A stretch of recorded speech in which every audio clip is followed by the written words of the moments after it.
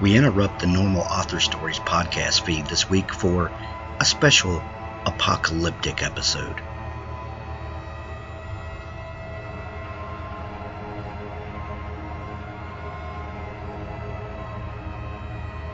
Thanks for joining me once again for a very special episode of the Author Stories podcast, where I bring you the story behind the stories and the storytellers. We're highlighting the Apocalypse Weird project this week in this special episode that is a supplemental episode to our normal schedule, and that's because this week is the launch week for this massive project that we call Apocalypse Weird. All right, I'm back. I got kicked. Welcome back, Nick. And Apocalypse Weird is a massive project that is.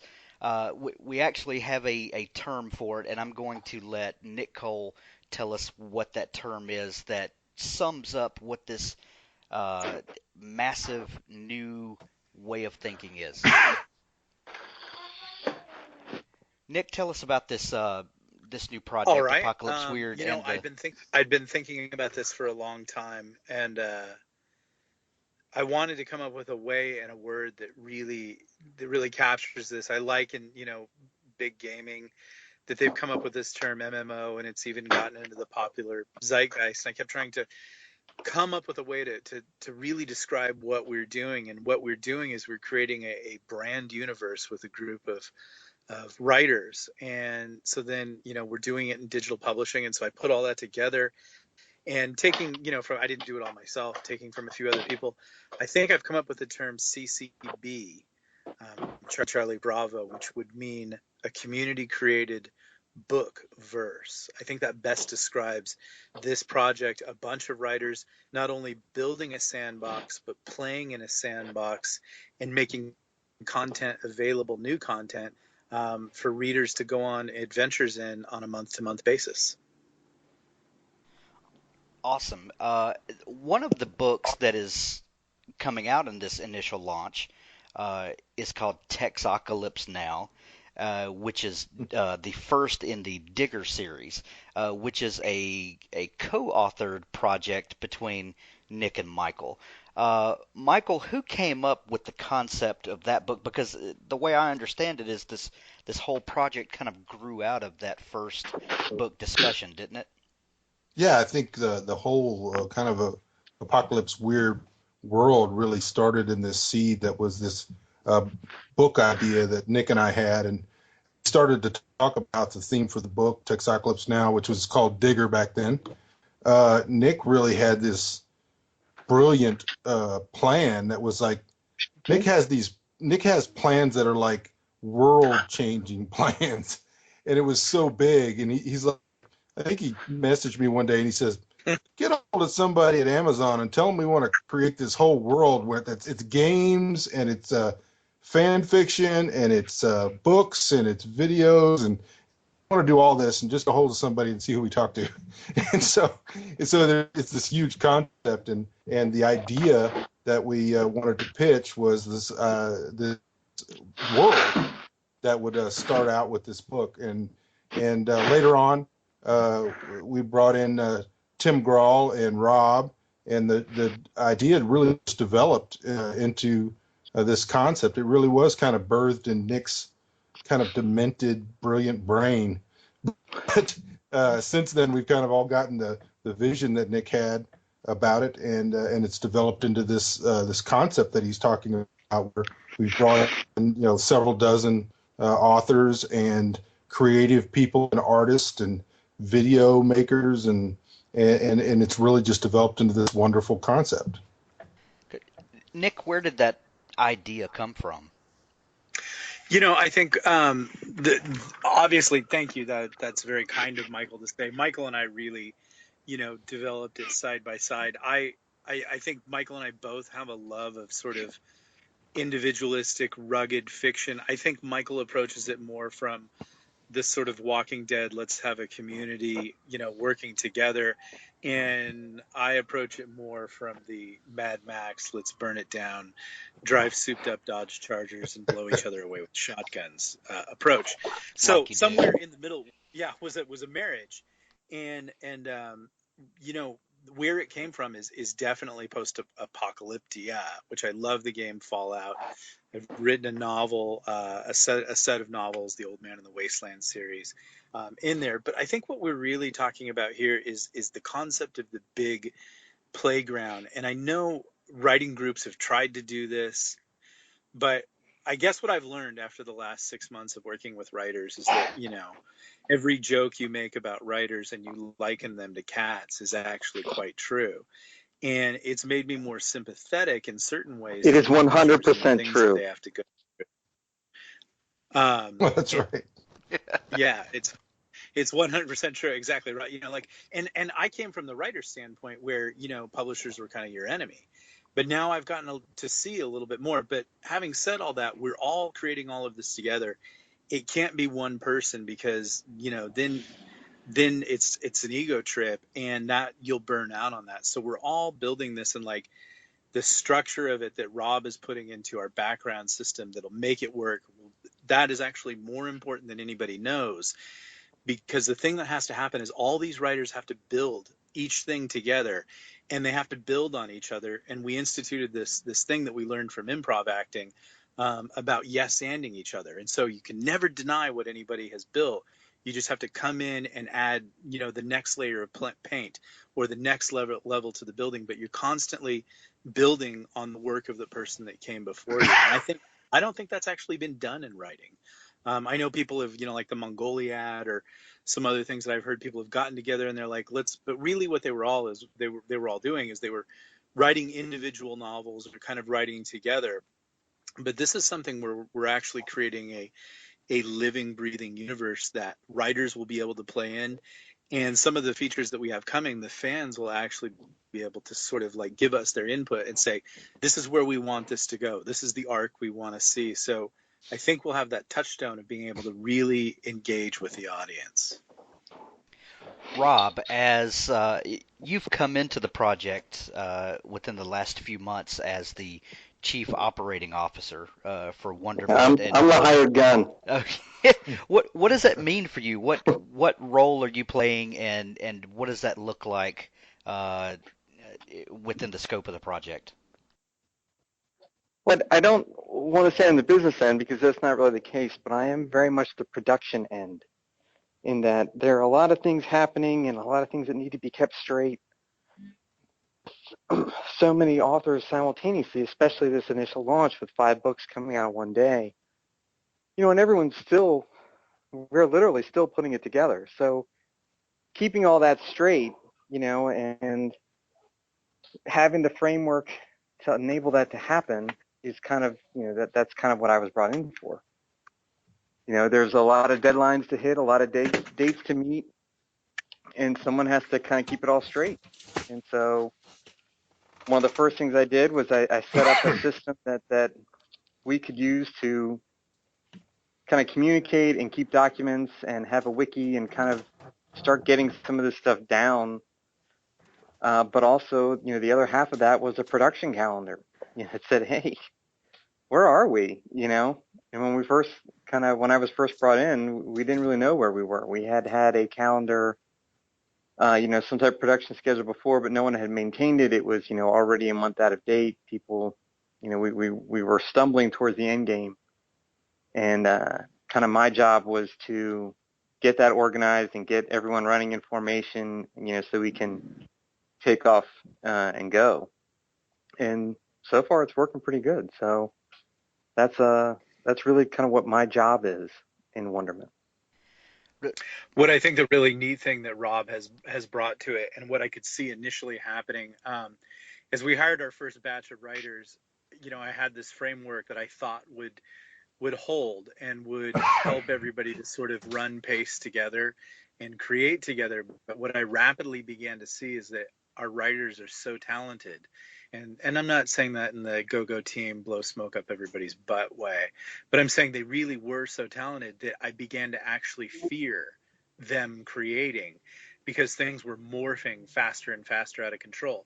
But then with the wiki that Rob brought in, and then Create, which allows us to work secretly but together, uh, it suddenly made creating a lot more fun and less scary. And I think that's what you want to have. I could see where a lot of people would go, whoa, whoa, whoa, we're creating too much, let's pull back. But what we can actually say now, thanks to Rob's organization, we can actually say, go, out create us, break us, stun us, we'll keep up with you.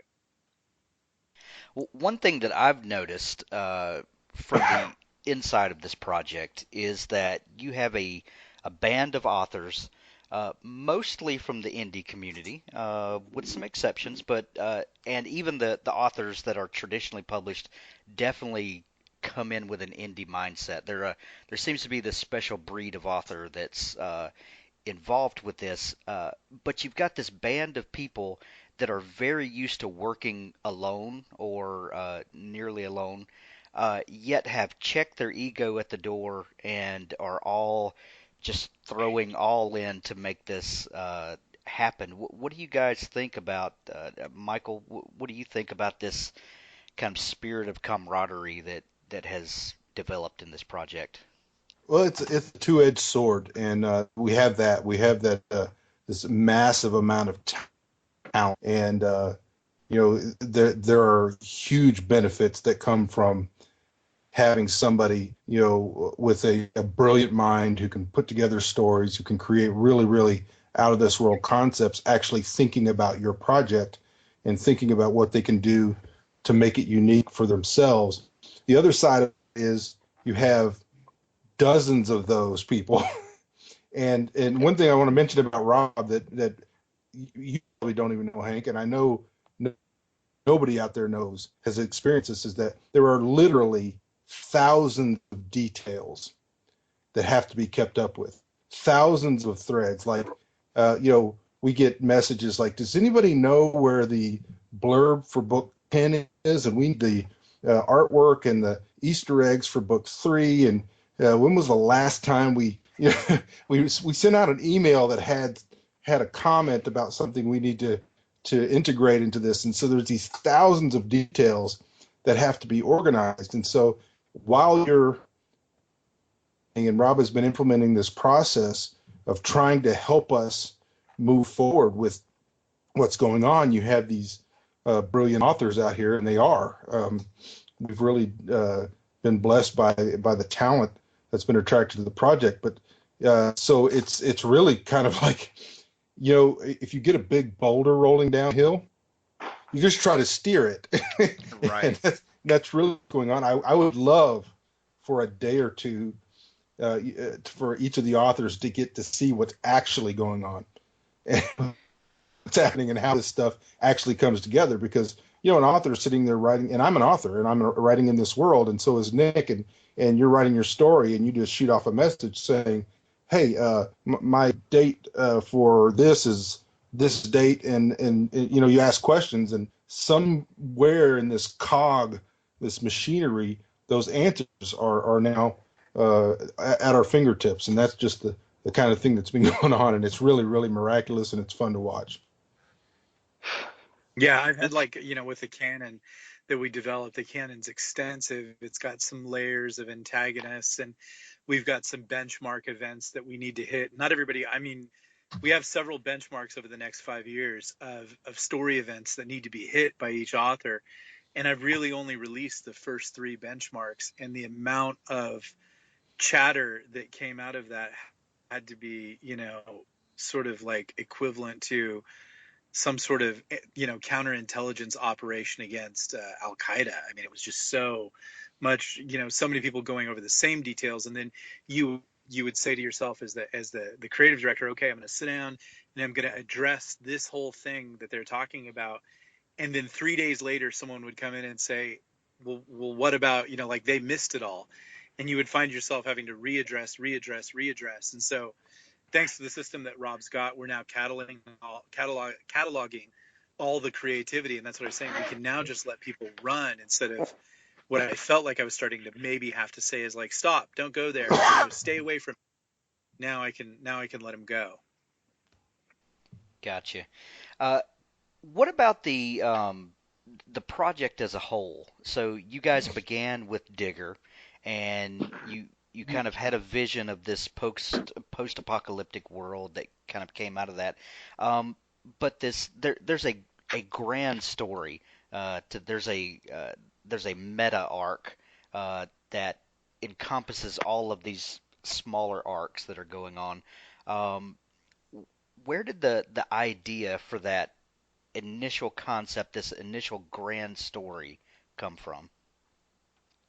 It's an exploration of, well, I mean, okay, what we initially start with Digger, and what we kind of thought we would do is we would create this fictional mid Texas sort of basin, and we would draw maps, and then we would let people sort of tell these post economic collapse stories in there. But that's very limiting. Like a lot of writers, like Jennifer Ellis, she wanted to tell something that was going on that kind of related to the work that she did up in the Arctic. We had other people that wanted to do other. The next trick was, well, how do we let everybody tell their own disaster, but then not have it seem overboard? And so what really happens with the whole thing is that all the disasters taking place are actually taking place in different strands within the metaverse. It's a metaverse concept. But as each disaster happens, it's going to create a reality where all the disasters are now this making a copy machine, and you'd be making facsimile reproductions of each disaster. And then instead of having those be in separate books, you'd be putting them right next to each other on the cutting table. And so what this patchwork world where not only is there a zombie polar shift, not only is there a polar shift, there's an economic collapse. Not only is there an economic collapse, there's a very weird Stephen King end world concept. And that was the framework that allowed us to say, okay, everybody can bring their strong suit and create and play in this world. And then it fit into what we want, the bigger arc that we want to tell, which is that there are dark forces aligning against the universe and want to bring everything to a grinding halt. And that's the thing that they fear. There's sort of big metaphysical plan to do that. And I think the next 5 years.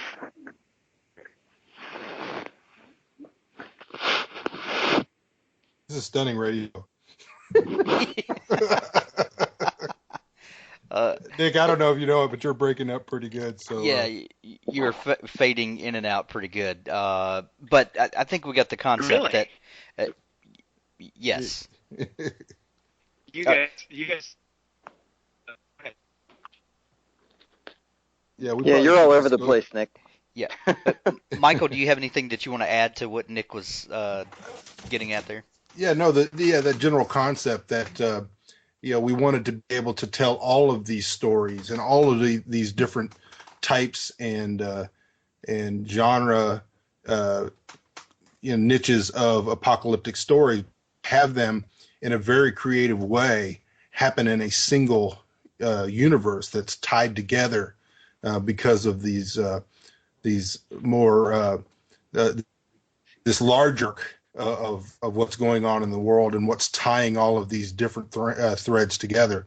And that's the thing that really developed out of the original idea, and then bringing in having the ability to create something like a Marvel universe, except blend together so many different writing styles, so many different talents. We have writers who are scientists, we have writers who are geneticists, we have writers who do all of these different types of things, and to bring all of that different talent and know-how, storytelling ability, it really just grew out of that. And a lot of times we really did have a cat by the tail. You would run into roadblocks or problems, and you'd have to say, okay, how do we solve this? And so having the overall general world idea and the concepts and the arcs that are already set allows us to give this huge freedom to the authors to play and tell awesome stories, but at the same time have them married into this one world. And this is ultimately a good versus evil type story, isn't it? It is, and in the best sense of that, and Right. in that it's not this kind of cartoonish idea, but at the same time, it allows us to, as authors, to delve deeply into our understanding of what is heroic and what is human and what is it that causes us to want to stand against the apocalyptic tide of things that everyone imagines could happen or would happen or could happen in a fictional universe. And so at the best, in the best sense, it is a huge good versus evil tale. And then, am I coming through loud and clear now? I switched to a different location. Yes, Yeah, it you sounds sound much great. better. Okay, perfect. Way better now. The really cool thing, let's just do the whole interview over. The really cool thing, actually, that I didn't know would come out of this, Michael and I came up with the first villain in the whole series called Mayhem. And he's just this completely deranged individual that you would basically, so like if you just sort of personified evil, or personified the word mayhem, it would be this guy. Very much the man in black from the Stephen King series, The Dark Tower.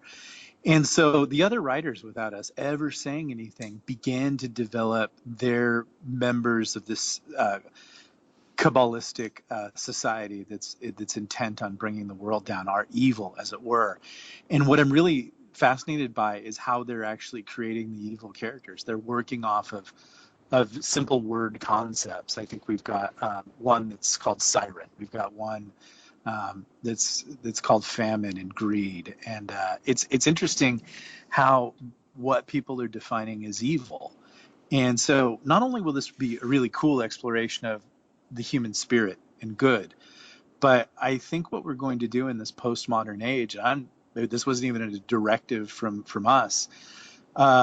People are kind of beginning to catalog and embodify evil again, which when you understand postmodern stuff, that's a very passé concept. But when we're seeing ISIS burn guys in cages alive, when we're actually seeing evil again, it's kind of amazing how these writers are coming up with evil.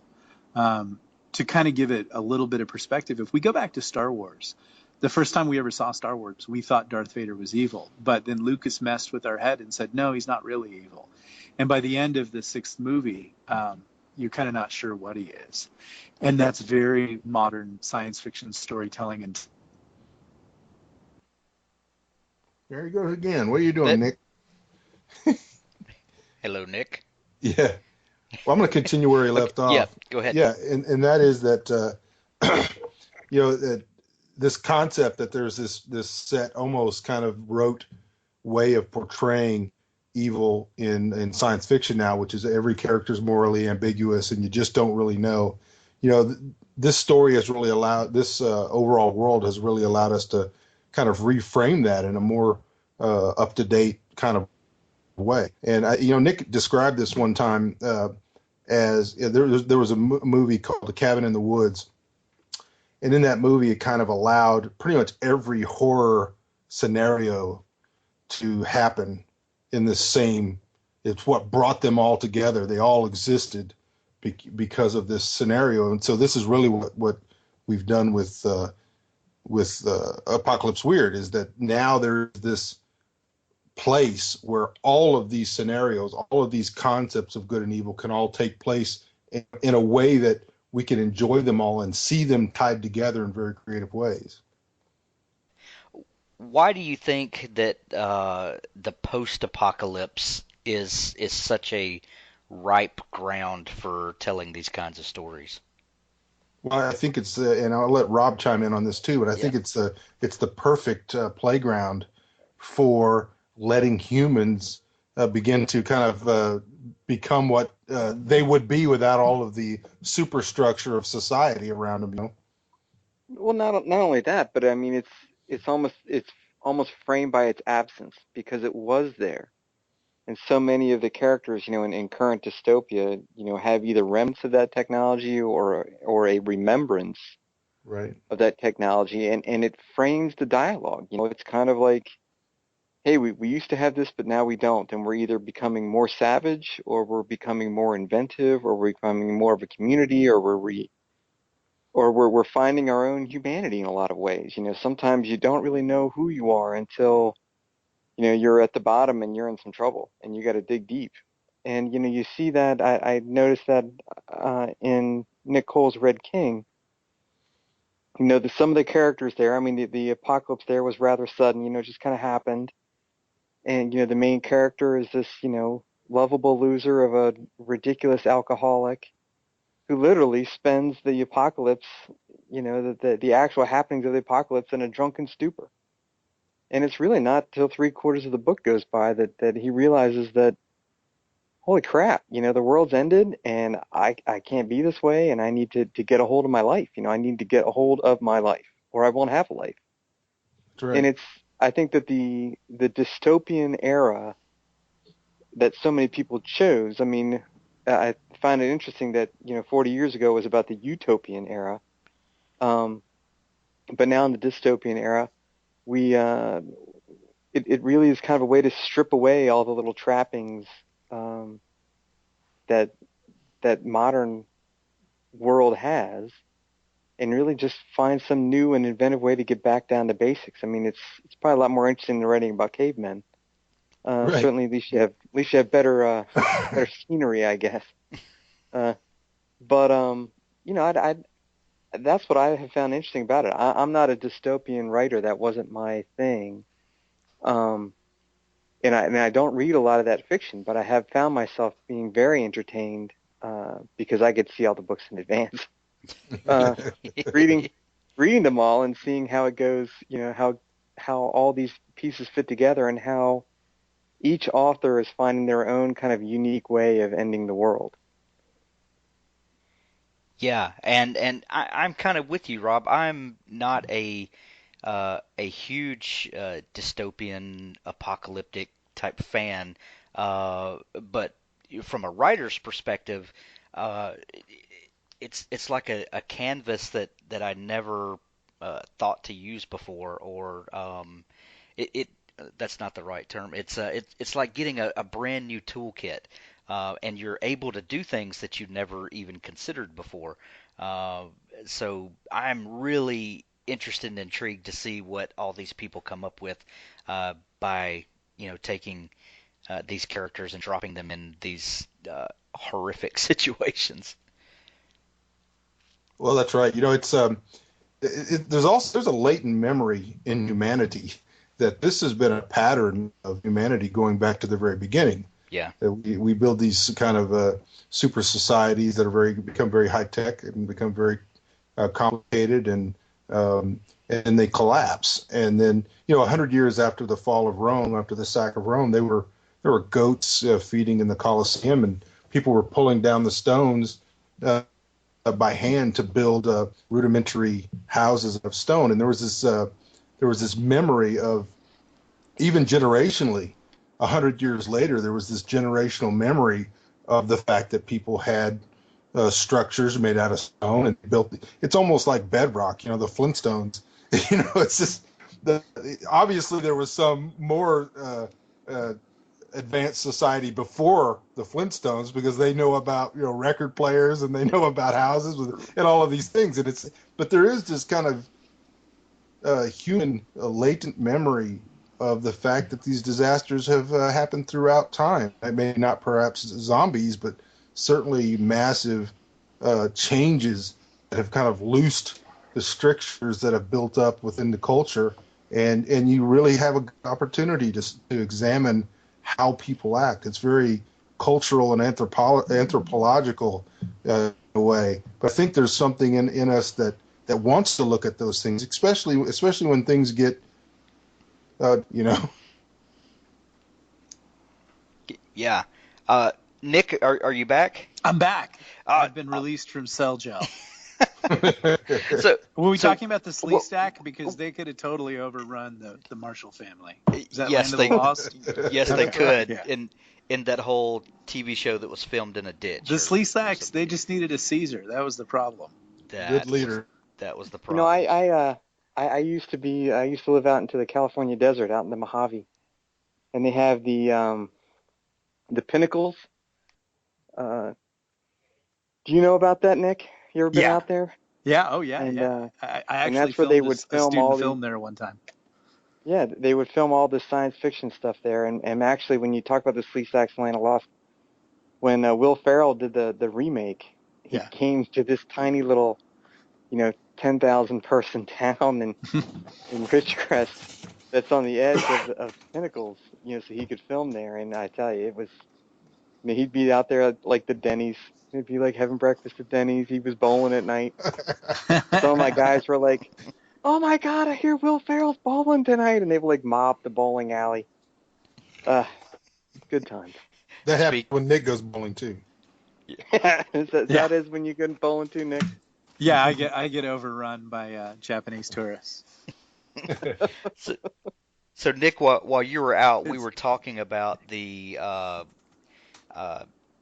the love of post-apocalyptic uh, stories and why it is that those stories seem to resonate with people, even uh, people that may not think that's their genre. There's just something about those stories that trigger something in people, and we want to explore kind of what happens when the world ends and that sort of thing. I totally agree with that, and I think just a lot of us are just finding ourselves constrained within society, and we're just beginning to realize more and more that especially if you come out of the 80s. I think when you watched enough John Cusack movies, you kind of thought, like, no matter what, you could just get a 68 Camaro and cut loose and you could be an artist and everything would be great. Maybe you'd end up a millionaire, but no matter what, you'd be happy. And that's not really how life turns out. It actually turns out that you can make some choices that sort of fairly pigeonhole you. Even if they're really good choices, you're still going to end up in a certain way. And what I think we find in post-apocalyptic fiction is we find the big reset, and the fact that the power's turned off, the buildings are falling over, and yeah, you can go buy Wilson suede and leather in the mall, pick up a leather vest, some pants, some motorcycle boots, saw off your shotgun, and reinvent yourself. And as you can tell, I have a plan worked out. That's right. Fun. He's got a checklist that says Oh, yeah. Wilson's Leather Shop. It's like that. There's this meme on Facebook right now that's making, and it's like, I think, what is it? It's like, it just shows somebody with a gun, and they're like, the hardest part about the zombie apocalypse is not showing how excited I am. You know? Somehow I can see you waking up and seeing the apocalypse happening and grabbing Nicole and going, "Oh my God, honey, it's go time! I know We exactly. got to go to the mall. My wife, We got to Don't go to the worry about mall. the food. Don't worry I about know. the food. We gotta go to Wilson's." We've got to start killing cattle because I need steak. Yeah. Yeah. Amen. Steak and bacon. Exactly. My wife, on the other hand, like, she has only recently. My wife is a very delicate, beautiful little opera singer, and she's very cultured and sophisticated. But when you love somebody, you start getting into the things that they're getting into, and so she started to read post-apocalyptic fiction, and so she likes to play these little post-apocalyptic scenarios in her head, and they're just so cute. But they kind of 9 times out of 10 involve us taking over the BCBG and her having all the outfits she wants.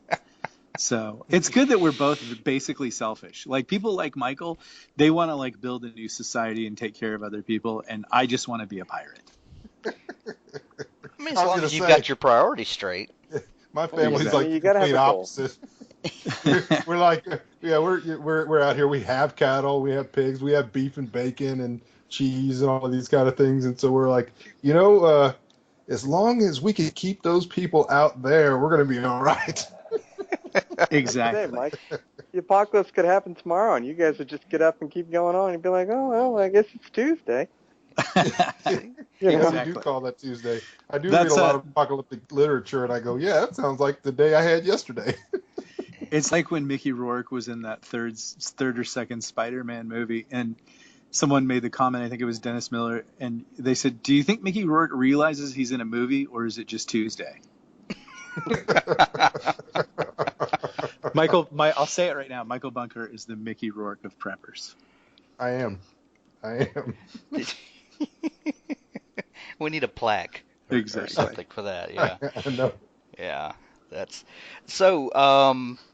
This launch day, February 23rd, which would be right after this comes out. We've got 5 books dropping on one day. Why don't y'all tell us a little bit about those 5 books? So we've got Michael and Nick that have co-authored Digger 1.0, Texocalypse Now. Y'all want to give us just a snippet of that book and then talk about the other 4? Do it, Nick. I'll talk about the Dark Knight, which is no, Texocalypse. Texoc.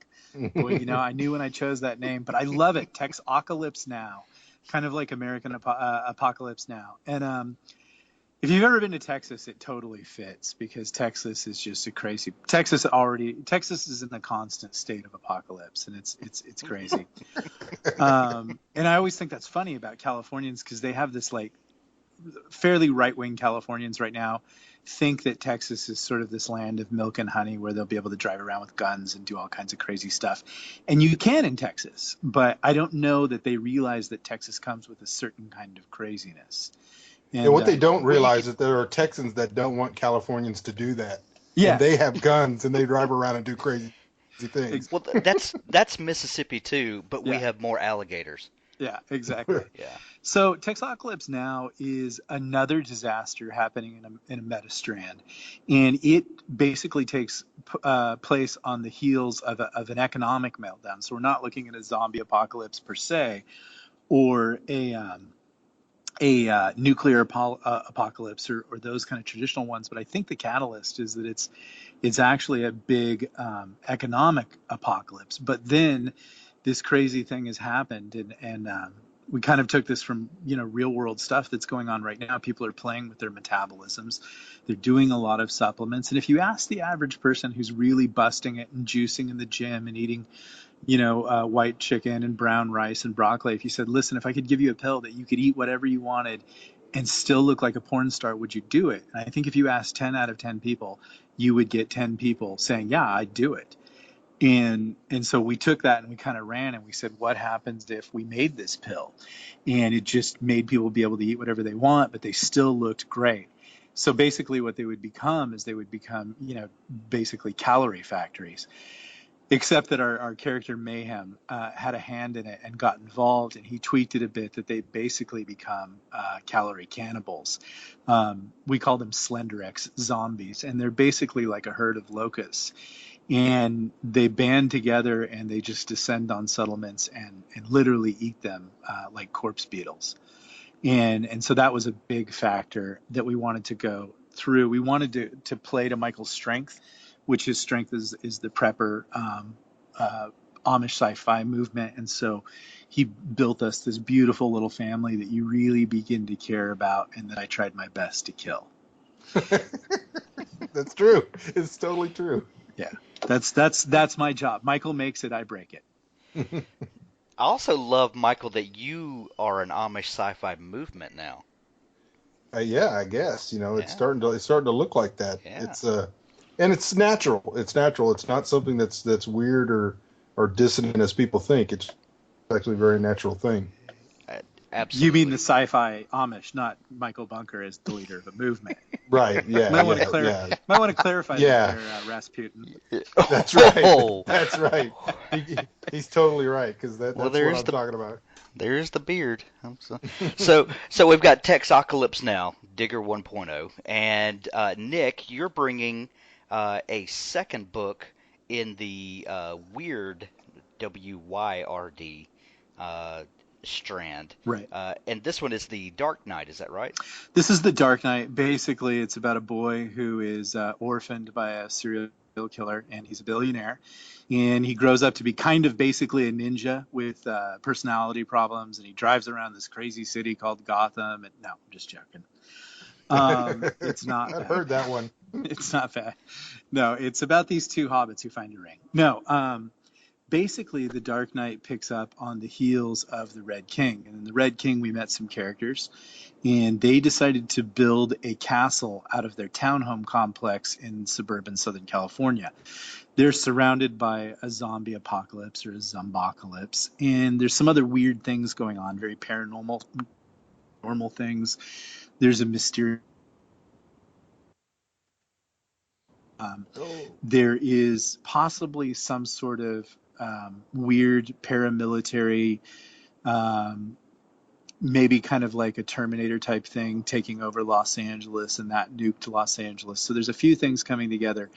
What we do in The Dark Knight is we pick up on the castle building aspect of what's going on and some of the solutions they use to overcome the difficulties of taking a basically an apartment complex or an adjoined home complex, which is, when you look at it, is almost like castle-like in nature. It's usually, built in a square. You have some entrance and access ways that you kind of need to board up and get sealed up, and some outward facing doors and windows. And you basically could effectively have yourself a castle. And so they're going to try to do that. Well, at the same time, we go off into another character that's being introduced, and he's a special needs adult who has an over fixation and coping mechanism with a popular superhero from DC. And he kind of goes on an adventure, and he has some special powers and abilities that he's not actually aware of, that will commend him to this universe. But it's an examination of, he ends up going into basically a dark tomorrow and finding out kind of what could happen. But then there are some other aspects to that. I can't, again, I'm being super vague here, but suffice it to say, we pick up on the people in the Red King. We introduce a cool new character who, the beta readers are already telling me that I can't kill him. They love him, and You that can't he kill has him. to have that he has to have a dog. That's their big thing. Oh, dude, that now he is guaranteed to die. Now that you've said Yeah, it. yeah. Like basically, I'm like, come on, I'm gonna kill this cat. No, he plays a pretty big part, and he goes someplace. And Nick went someplace. Yes, I'm about to say he went someplace. All right. Yeah. Well, uh, I will just tell you that yeah, Dark Knight is a fabulous book, and it really is touching. It's heartwarming, and but it's also very dark and strange, and it's a wonderful book. I think people are going to love it. that's that's awesome. Another book that's coming out on launch day is The Serenity Strain by Chris Porteau. Can you tell us a little bit about that one, Michael? Yeah, Chris has chosen kind of southeast Texas down the Gulf Coast, Houston area, as his region, and he's got a great setup where uh, four high level hurricanes pummeled the area one after another, very, very in a kind of almost supernatural way. And he introduces a kind of a broken family, a divorced or getting divorced family, and a young girl, and they're kind of thrust together in this as this increasing. If you can just think of Katrina, and then you think of four of those in a row. In the Right. meantime, there's this story thread where there's been some testing, genetic testing, by some people in the prisons, and they've introduced a virus which actually was designed to get in and change the DNA code so that these very violent offenders would become very passive. And of course, we know, because it's Apocalypse Weird, that goes horribly, horribly wrong. Right. And so you combine the fact that these prisoners who were designed to become more passive actually become completely amoral, and it's a virus. And we'll just let your imagination take it from there. Yeah, I was one of Chris's beta readers for Serenity Strain, and there were several points in the book that I sat there shaking my head, and I was like, I'm seriously worried about Chris Porto at this point. Right, right. I just But did an Easter egg with Hank, and all our books have Easter eggs in it, so everybody knows it's bonus content that people can access outside the book. And so Chris wanted to basically do a therapy session for one of his bad characters, and people might not know I was an actor in Hollywood for.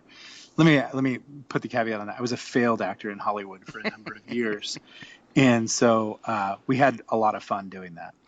yeah, and I worked all day today dropping in sound effects and really building a soundscape for it. So it's going to be a really cool thing when you read Chris's book to find the Easter egg and to hear this audio play that that plays out. It's going to be really cool. So next up, we've got Dark Knight, we've got Texocalypse now, we've got Serenity Strain, and then we have Jennifer Ellis's book Reversal, which I just got an ARC copy of today and haven't. I just dug into it a little bit, but uh, the cover of this book is freaking amazing. It Everybody that is. has seen it goes nuts over this book cover, and we need to talk about book covers soon. But uh, this book is crazy. It literally is. You have to wear a tinfoil hat, and Jennifer wears a tinfoil hat when she As her day writes. And job, yeah. she insisted that when we edit, we wear tinfoil hats. Yes. No, it takes place up in the Arctic, and as I understand, I'm not totally clear on what kind of scientist she is or what sort of voodoo she practices. But I think somehow it's climate change. I think she's involved in that, and so this is a novel that I can tell comes from a place of expertise. And I think she says some interesting things in there and some stunning things and maybe some wake up things and maybe some challenging things. But so far, I'm really enjoying it. I've enjoyed, what I've read, and she paints a good picture of Arctic life, and she's creating some great tension. And the main thing is, like, once a year, I usually have a dream about being chased by a bear, and it's usually pretty scary. And then the crazy thing is, I go back to sleep and I'm all, wow, that was just a dream about being chased by a bear. But you kind of feel like it was really real and you die. And then have the dream again, and I'll have it 2 or 3 times in one night. And this book is like having that dream all the way through. Yeah. The only thing that I can say about this that should sell the book is zombie polar bears. Exactly. It's Yeah, Right. awesome. Yeah. it's awesome, you know. Yeah. Yep. Uh, and then the fifth book coming out is by E. E. Georgie, and it's called Immunity. And the cover just has been kind of leaked within our group today, and it looks phenomenal. Also, have either of you gotten to read Immunity yet? No, not in its new present state of the art form. Elena works very hard excuse me, EE. Her name is Elena, but we call her Yeah, EE. Um, the cover itself is I think the Cobra is pretty awesome. Yeah. That's what yeah, it makes is. that cover. And I actually had another writer basically send a stream of explicatives at me and ask why they weren't, like they were really excited to write in this series, and that cover motivated them to do that. But the really cool thing about EE is, again, another scientist, and yeah, she works at Los Alamos, and it's that Los Alamos. Right. And I think she works with one of the more severe diseases, HIV, and some of the things that are going on there. So this book is heavily invested in that, and it's probably going to freak people out. And if there's any negative reviews or kind of bad vibes, sometimes you can write a great book and people hate it. Right. And I could definitely see this book being that. I think this book is going to scare people. It could be the hot zone or the outbreak of our series. I think it's going to be really great. Yeah, I've just now gotten into it, and I really kind of just got started. But I've read several of Elena's other books, or EE's other books, and Chimera's was just fantastic, and she Yes. really, really has a feel for tension and for creating these very unsettling characters. And so I'm really, really excited about the book. And the part that I mean, I was immediately kind of wrapped up in it. So it's that good. And I'm really anxious to get into the meat of it, because I know she's going to do some wonderful things. Yeah, the last time I ever heard Michael say wrapped up in it was, I think, a new tractor catalog came in. That's right. And we don't even have tractors. So, I I mean, know. that's how good it is. It's forbidden for the Amish. That's like Playboy, looking at That's tractor right. catalogs. That's right. Oh my goodness. That was the thing that got Michael drummed out. And Yeah. He doesn't realize that our elder follows all of this and watches my Facebook stream, and he's constantly getting me in trouble. Oh my gosh, yes. I'm sorry, I'll be good. just shaking his head. Um, I do not have a tractor magazine. so There so is no tractor magazine under my mattress. That's right. and this was the day that the Author Stories podcast went to hell. Exactly. Yeah. Uh, So speaking of these book covers, I have spent a lot of time looking at each one of these, and Mike Corley has done such an amazing job uh, of taking some of the core concepts of the books, uh, but translating those in a way that is, I don't even have a word for them. It's just phenomenal. And the more you look at them and the more you study the covers, you find something new every time. Uh, and then even after going back and reading the book and then studying the cover again, there's just uh, I don't know. He has this crazy talent for translating those things and visually stylizing it. And do y'all want to comment on Mike Corley's involvement? Well, I I just think would. he's created some iconic work and stuff people are going to be reading and studying about, I believe, in years to come. That he's been able to capture these, not just the stories, but the feel of the apocalypse weird world in such a way, and so simply and beautifully. I think they're just wonderful. If you ever played Dungeons and Dragons like in the 80s, and all the manuals that came out in the 70s, they had a very specific look, and that was the Dungeons and Dragons look. And it wasn't great art, but the things, the drawings, and that, like you could show that to any geek from those times. And they'll be like, yes. And then Dungeons and Dragons got a lot of money, and they went and hired a bunch of slick artists. And I think that's when the game stopped kind of beginning to be geek cool, and it never was cool. It would get you beaten up at lunch. I'm sure Rob was the kind of guy who beat people up for playing Dungeons and Dragons. But anyways, I was just talking to Mike Corley today about that, and I said, you've got to do all our covers for us forever because you are the look of this, and I don't care where this goes or whatever it is. The day you stop doing covers is the day that we lose, the look, and people are visually invested. Yeah, they'll buy anything if it's a great story, but it's kind of like when you have a great author that you like or whatever, and suddenly they go to a new cover artist. You don't even know about it. The publisher doesn't tell you anything, but the book just feels different. And if it would have been any other artist, I could have seen like, well, let's just kind of find our way around. But the covers are stunning. The covers are gripping. The polar bear on Jennifer's, the cobra is so cool. My cover on Dark Knight was counterintuitive. I put a special needs adult on there, and he made him look like Ben Affleck's Batman. That's how cool it looks. If the brother from My Name Is Earl was playing Batman, that's what it would look like, and it was so cool. Not that not that Ben Affleck is a special needs Batman, but it's really, That's yet to be seen. yeah. Well, we're hoping, but Yeah. he just made it look incredibly noble and cool, and without cheating, with really showing it as it would be, and it's awesome. And I think I would turn this next part over to Rob, but my first cover artist I ever worked with, I'm not sure if he was on drugs or something, but he literally disappeared, and I got this guy from a well-known head of the indie guerrilla movement who was advocating this guy and saying he does all my covers and blah blah blah. And suddenly I found out this guy owed everybody in town covers, and he was missing. He eventually got me my cover, and it's cool, but it was not his method of service was not cool. And Rob can tell you that working with Corley is like he totally, absolutely goes above and beyond in giving you choice on everything, showing you every level of production, and making sure you're totally happy in a timely fashion. And that's worth his paycheck already. And this is a guy who has a deal with Amazon to do covers. He's also done covers for 3 of the 5 major publishers. And my publisher at HarperCollins, I just said, I want Mike to do my next cover for my next trade publication, which is a book called Control Alt Revolt. So I sent a letter in, and they came back and said, we've already heard about this guy. Do you know him? And I'm like, yeah. And they're like, yeah, he can do a cover. We'll try to make it happen.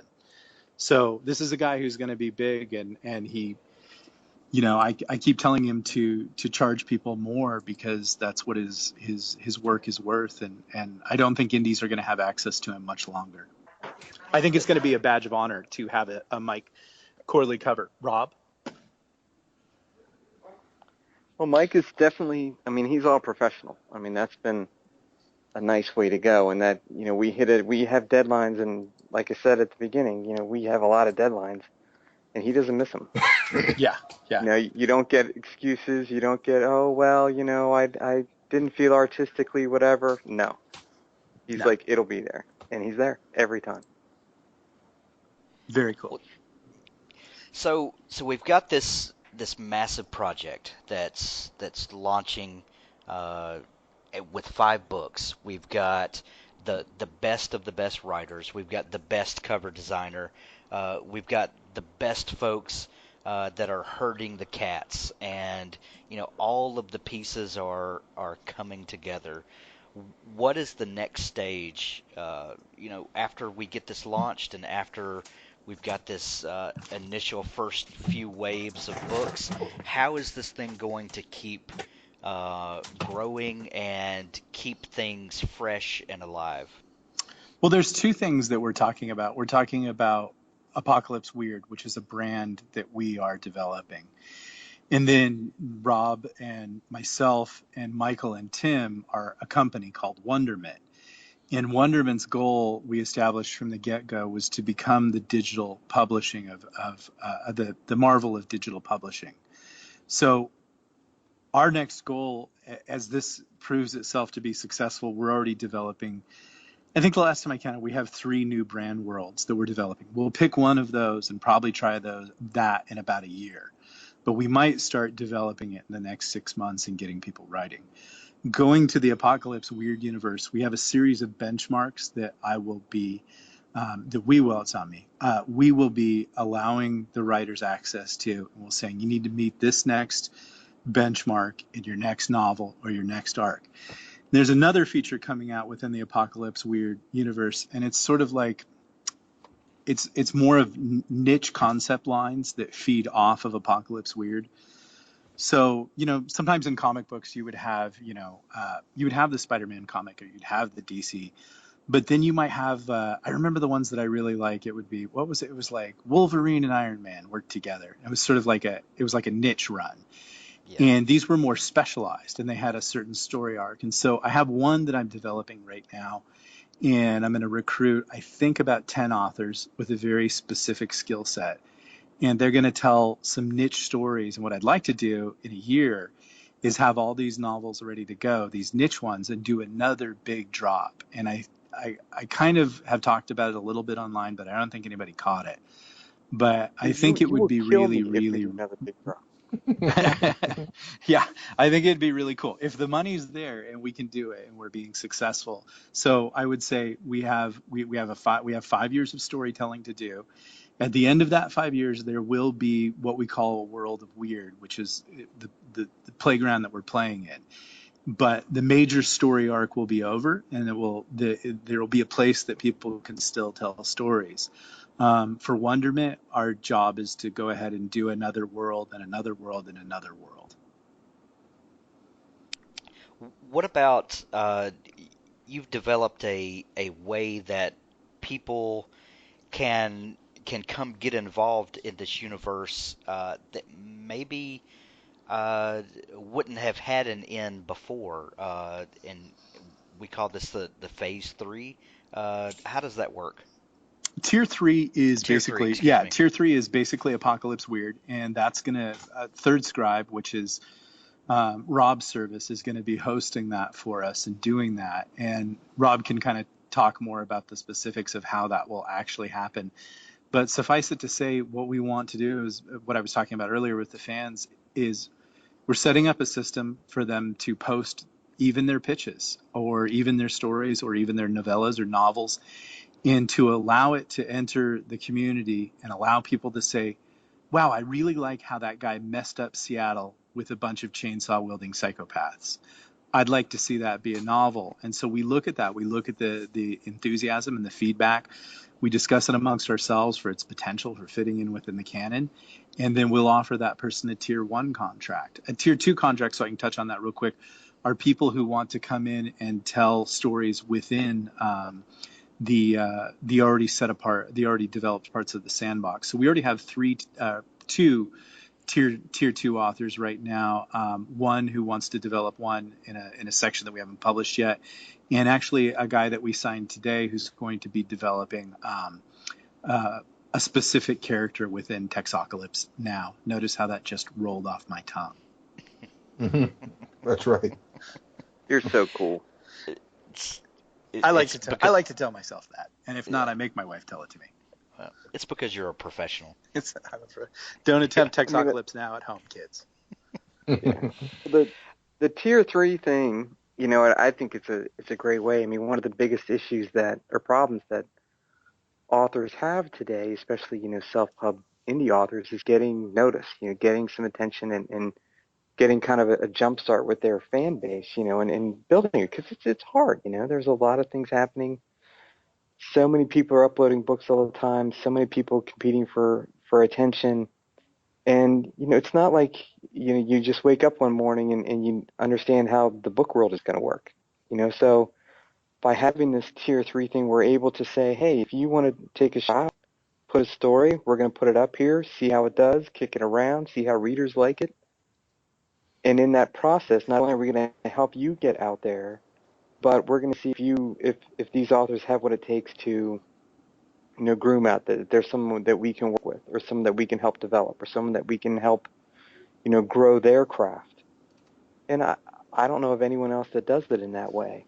I mean, you have a lot of places like Wattpad or something that do it in a very anonymous way. Oh, I put my story up, but you're not getting feedback from authors and a company, and kind of that band of authorhood is really with you, helping you develop something. And I think that's unique right now. And if I were a author that was at all interested in science fiction or dystopia or adventure, then I'd be jumping at it.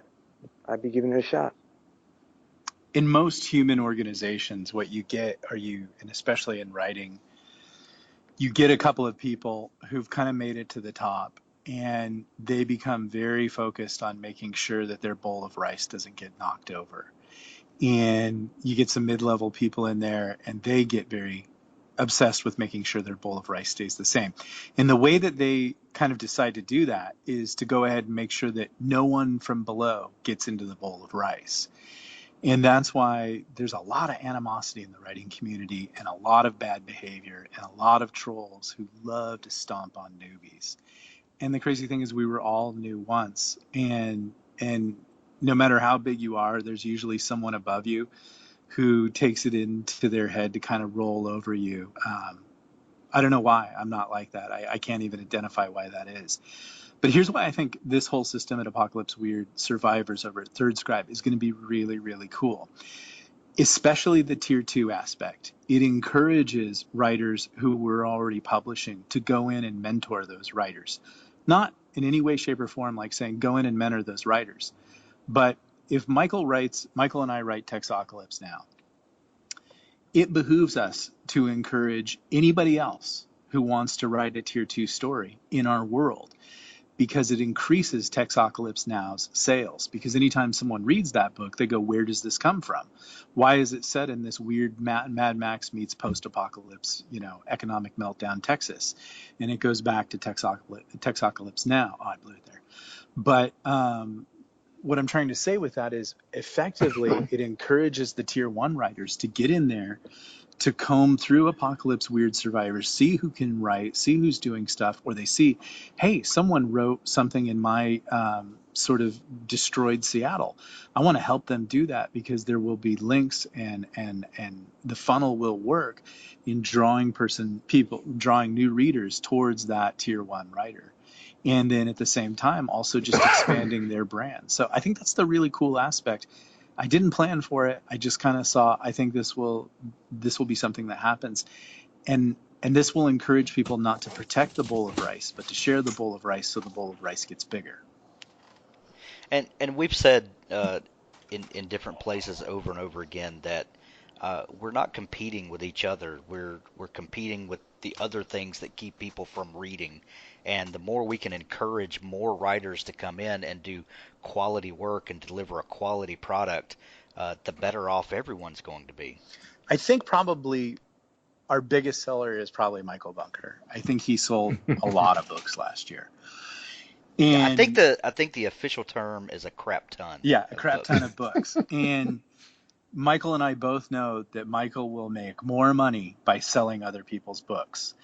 The Right. trick that we have to do is to get our other writers to sell our books. And so Michael and I are two of the bigger writers. So our goal is to sell their books. We want to talk about Elena's books. We want to talk about Chris's books because they're all in the same universe. If someone reads Elena's book, EE's book, and they're like, this is awesome, I want to live in this universe, and especially as these arcs begin to intertwine and we get to the big benchmarks in the story and Elena's character takes off into Michael's territory and the reader's like, whoa, what is this weird Texas? They'll begin to pick up Michael's book. And readers that, it'll work in reverse. And so eventually what we're going to have, hopefully, is a big old giant Lollapalooza of readers just traveling from freak show booth to freak show booth and enjoying the experience. And eventually I'd like to find some way to just make an open, an open season pass where people just get access to everything and they can go nuts. But the way that this will work is if we're all selling each other's books instead of our own books, we'll all be strong. And we all know from every gym class and every military course we ever took that we're stronger together, not individually. Which goes against my Mad Max leather sawed-off shotgun nature, but I'm willing to try until it all burns down. I was going to bring that up. Okay, guys. So we've got the launch date is fastly approaching. 5 books are dropping, and then after that, we've got 2 books a month. Is that right? That's correct. Yeah. That's correct. Okay. And there'll be some surprises down the road. Let's just say at least 2. Yeah, at least two a month. At least 2 a month. What can our listeners and readers do to ensure that these stories keep coming? We have a great plan. We have a great product. But what do we need from the reading audience to get engaged and to really make this thing take off? Well, I think the first thing we need is people to kind of realize the environment of publishing today, and that is that books are easier to get, they're easier to read. More people are reading than ever before, but people are finding books today in different ways. They're not going into the bookstores as much and picking out superstar authors that they've always read. More people today are picking books up because they're friends, because people they know and respect tell them what's good. And that's the best thing we can ask. The greatest thing we can ask from our readers is if you enjoy it and you want it to continue, we need a virality. We need people to go out and say, hey, this is a cool thing. And it's, we've already have some pretty big media people looking at what we're doing, and we're going to be able to kind of penetrate into the big reader categories out there. But for us to continue, those super fans, the people that really read these types of books and like them, are going to have to help us and kind of get on board to share the books and tell people about the world so that they get as excited about it. Well, we want them to not hide their enthusiasm. I mean, if you read one of the books and you really like it, pick up another one. But just as importantly, review it on Goodreads, review it on Amazon, share that review, tweet it, put it on Facebook, put it on your blog, put it on whatever it is that you do, and help other people know, recommend it to your friends. And that's really kind of how these things go. I mean, no indie group, however well organized, has an unlimited budget. I mean, we can't take out billboard ads in Times Square. We can't afford to put our print books in the front section of Barnes & Noble across the country. These things grow by reader response. So I think that the best thing that any reader can do that wants to see more of this is to tell their friends how much they like it. I would say real quick, just to jump in, both those are excellent. Those are good marketing standpoints. I'm not very good at that stuff. And that's why I like working with Michael and Rob and Tim, because they know how to sell books and how to ask for that. I don't really, that's not really my thing. I'm not very good at it. But the one bit of feedback that I would notice from people who are reading our books are there are two types of people. And I would start this answer by just saying, did everybody watch The Walking Dead last night? And, a lot of people are going to say, yes, I've been avoiding Facebook all day because I don't want to know, because I've been out and I don't get to watch it till Thursday. But there are people who love the sweet tension of The Walking Dead. And you get down to that last scene and it's a big cliffhanger and the girl walks out of the barn or whatever it is, and everybody wants to talk about it. And it's not fulfilling. It's tense. It's a cliffhanger. Do you get mad at The Walking Dead and say, I'm not going to tune in because you left me hanging?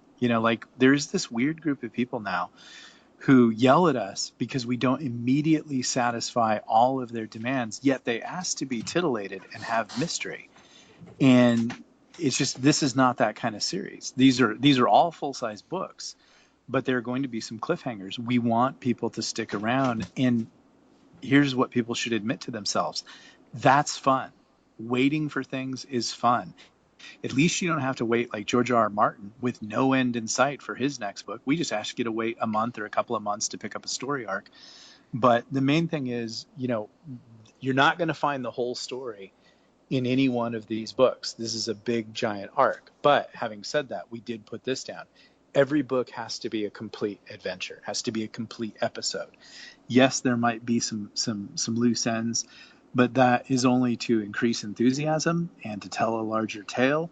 We're not going to do anything stupid like, tell half a story and then tell you got to come back next month and get it. We're not doing anything like that. These are complete adventures, but you have to be patient and invest in the ride and just realize that, we're trying to entertain you. And to do that, we're going to have to do some crazy big top thrills, and you'll actually like that if you allow yourself to. I want to add this one thing real quickly, Hank, and that is that, when we ask people to invest in this, let's really, really look at this closely. Yeah, we're dropping 5 books on February 23rd. After that, it'll be 2 books a month. If you're paying $4 for or less for a ebook, that means you're going to spend $8 a month for something that's, is huge. It's something that's so much bigger than the very microscopic world of The Walking Dead. And that's really what we want to kind of communicate to people, is that we do have to paint this very big picture up front, so that we want people to know the massiveness of the world and the fact that it's all intertwined. But then we have a very solid plan that is going to bring the readers forward with us, that they're really going to enjoy. And it's really a tiny amount that people can invest in this to really get something that they've never experienced before. Well, the website is apocalypseweird.com. Do not press the big red button when you go there. But go and sign up for the newsletter, where you can get up-to-the-minute information ahead of time to find out about things to come and to get in on some super secret stuff. And this thing is going to be huge. Nick Cole, Michael Bunker, Rob McClellan, thank you for coming on the show and talking about Apocalypse Weird. Thanks for having us, man. Thank you, Hank.